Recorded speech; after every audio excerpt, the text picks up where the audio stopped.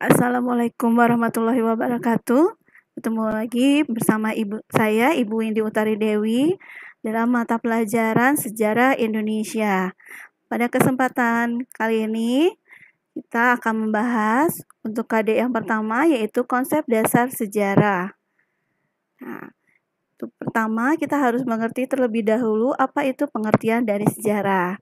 Nah, kata sejarah yaitu berasal dari bahasa Arab yang artinya adalah pohon, merujuk pada silsilah, terutama silsilah raja atau dinasti pada masa lalu.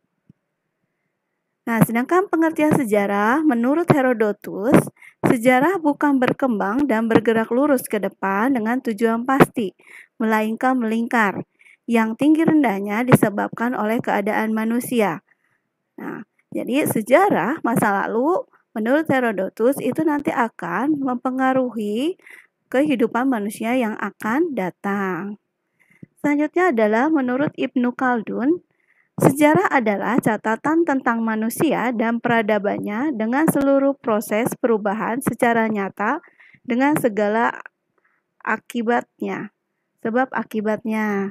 Nah, ini adalah menurut Ibnu Khaldun. Jadi, bukan hanya manusia, tapi juga tentang peradaban, yaitu tentang masanya, masa ketika manusia itu berkembang, ya. Nah, dan ini perubahan tersebut akan membuat sebab akibat. Tuh, sama seperti mungkin Herodotus ya. Masa lalu kehidupan manusia itu akan mempengaruhi ke masa yang akan datang. Selanjutnya pengertian sejarah menurut Sartono Kartodirjo. Sejarah dibatasi oleh dua hal. Sejarah dalam arti objektif dan subjektif. Secara objektif, menunjuk pada peristiwa atau kejadian itu sendiri. Secara subjektif, sejarah yang telah ditulis oleh sejarawan. Nah, itu menurut Sartono Kartodirjo. Selanjutnya adalah pengertian sejarah menurut Muhammad Yamin.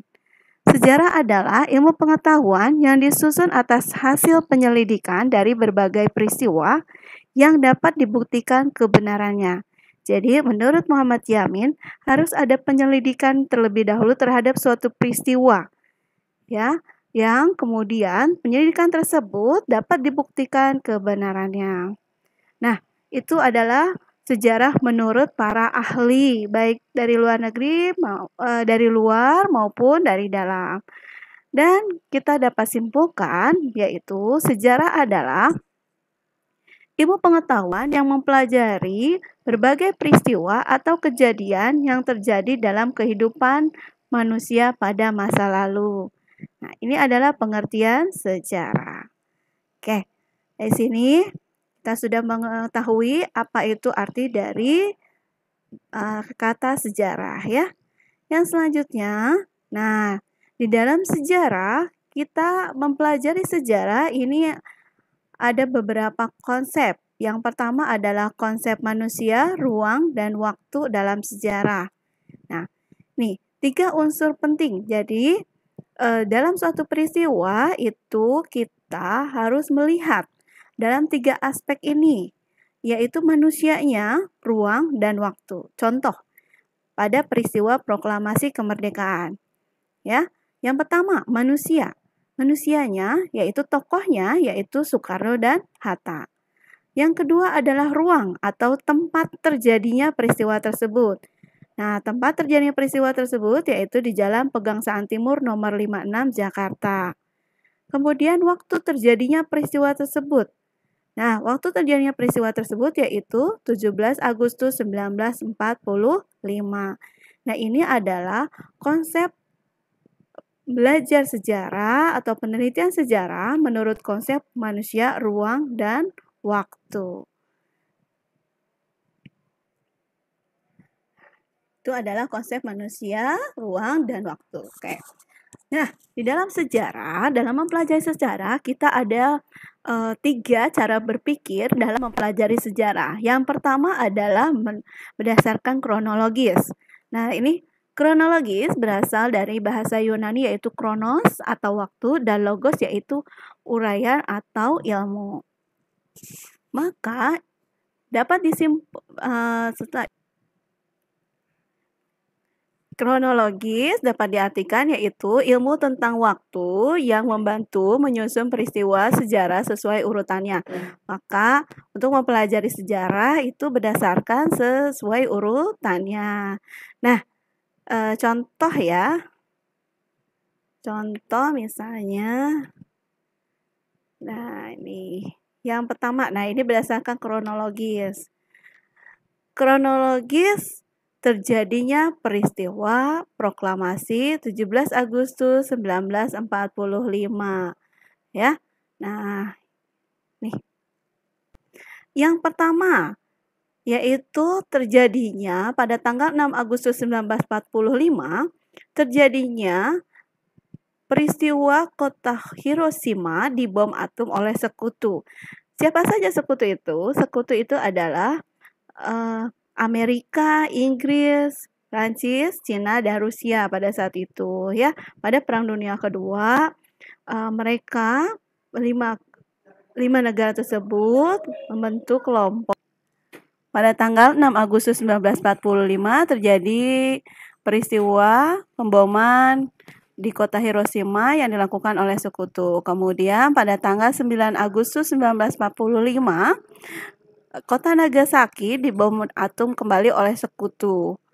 Nah, kemudian pada tanggal 14 Agustus 1945, Jepang menyatakan menyerah kepada sekutu. Nah, ini menjadi momen terpenting bagi bangsa Indonesia yang kemudian oleh para founding father kita dan para pahlawan kita menyatakan bahwa inilah momennya kita harus melaksanakan atau memproklamirkan kemerdekaan kita. Maka pada tanggal 16 Agustus 1945 terjadi yang namanya peristiwa Rengas Dengklok di mana Insinyur Soekarno dan Muhammad Hatta dibawa oleh para pemuda dibawa ke Rengas Dengklok.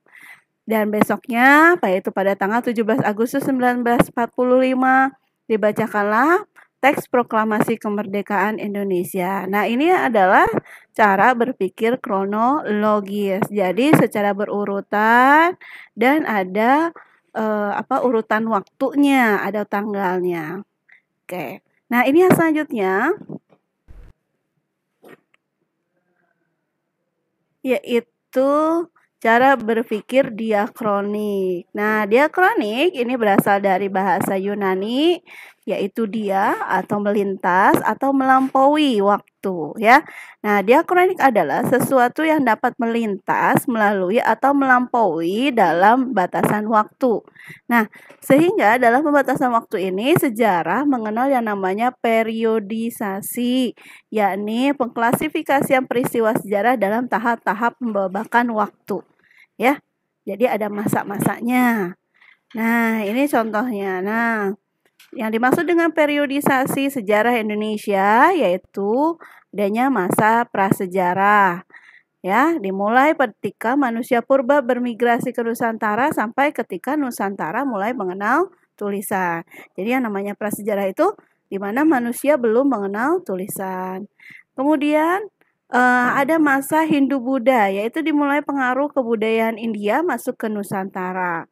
Setelah masa Hindu-Buddha, ada masa Islam, yaitu dimulai pada abad ke-13, ya. Dan juga pada saat inilah bangsa Eropa juga mulai berdatangan ke Nusantara. Setelah itu, pembabakan selanjutnya yaitu masa kolonialisme Barat. Nah, inilah masa pendudukan Belanda ya. Kemudian ada masa pendudukan Jepang dimulai pada sekitar tahun 1942 sampai 1945. Kemudian masa revolusi yaitu dimulai dari proklamasi kemerdekaan sampai terjadinya pengakuan kedaulatan Indonesia oleh Belanda. Oke. Babak selanjutnya atau periodisasi selanjutnya yaitu masa Orde Baru, yaitu dari tahun 1950 sampai 67, kemudian masa Orde Baru, itu tadi Orde Lama, kemudian Orde Baru yaitu dimulai dari tahun 1966 sampai 1998 dan sekarang itu adalah masa revolusi. Nah, inilah yang namanya cara berpikir diakronik. Nah, kita nanti akan mempelajari sejarah Indonesia itu berdasarkan cara berpikir diakronik. Maka nanti bab-bab selanjutnya kita akan membahas perperiodisasi ya. Oke, kita lanjutkan yaitu cara berpikir yang ketiga yaitu sinkronik.